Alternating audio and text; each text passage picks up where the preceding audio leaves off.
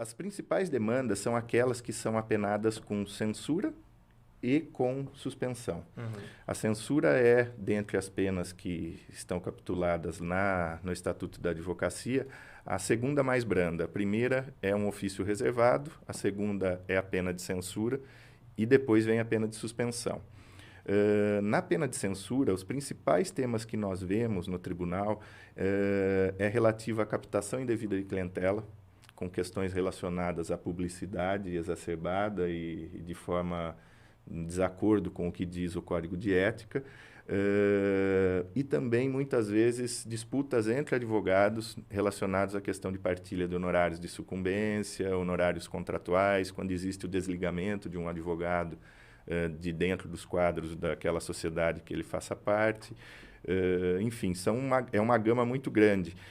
Se nós formos ver pela censura, nós tratamos no artigo 34 do Estatuto dos incisos 1 ao 16 e depois mais o inciso 29. Todas esses fatos, né, essas condutas são tipificadas com censura e mais a ofensa ao próprio dispositivo do Código de Ética. Aí, quando você fala em censura, ela, na prática, como é aplicada essa sanção? A censura, na verdade, ela é simplesmente uma nota como se fosse uma nota de repúdio da classe, né, da entidade de classe em relação à conduta do advogado. Mas ela não é pública? Ela não é... A censura, nenhum ato relacionado a processo disciplinar, ele é público, né?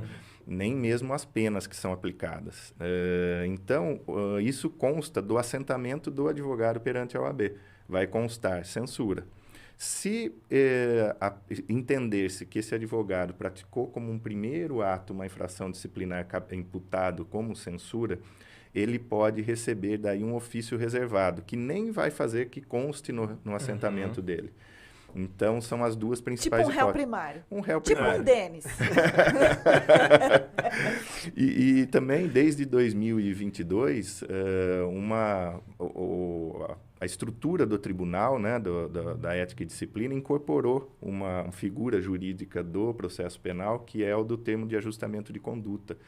E nós do tribunal tivemos muito trabalho aí no último ano e nesse, né, para que nós fizéssemos a análise daqueles casos que seriam cabíveis ao termo de ajustamento de conduta.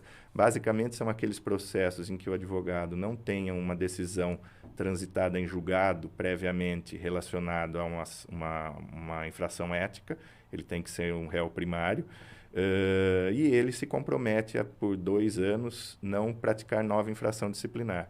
Então, o advogado ele é intimado e, se ele manifestar o interesse de firmar o termo de ajustamento de conduta, isso já é lançado no cadastro do advogado e a OAB vai ficar somente fiscalizando nesse período como que vai se dar a atuação do profissional. Então, é uma evolução, porque faz também com que o advogado, muitas vezes, mantenha a ficha dele de antecedentes limpa, né? Porque o que nós vemos, muitas vezes ocorre, é que as penas relacionadas à censura são penas mais leves, situações mais leves. Em vários casos, o advogado não tem sequer conhecimento do dispositivo ético que ele violou.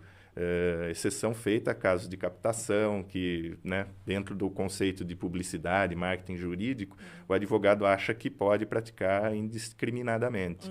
Mas também nessas situações, né, o tribunal analisa e existe legislação própria que disciplina aquilo que se pode e o que não se pode. Basicamente é isso em relação à questão da estrutura do tribunal e as penas, as principais.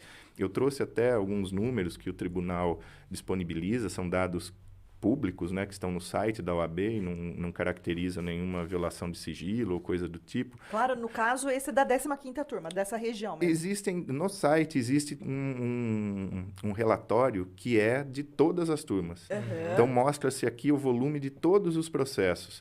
Por exemplo, hoje em dia, no ano de 2021, de janeiro a dezembro, o TED tinha 1.706 processos disciplinares em andamento. Hoje, nós estamos com um acervo, agora até o mês de abril, de 1.683 processos. Em relação às penas aplicadas, a maior parte das penas aplicadas, como eu comentei a pergunta do Denis, é a pena de suspensão, com 57 suspensões, e a de censura ou advertência, que foram 42. Tivemos também decisões por exclusão, foram 15 processos de exclusão, que daí são situações muito mais graves, né? E também pedidos de reabilitação, que são julgados pelo Tribunal de Ética.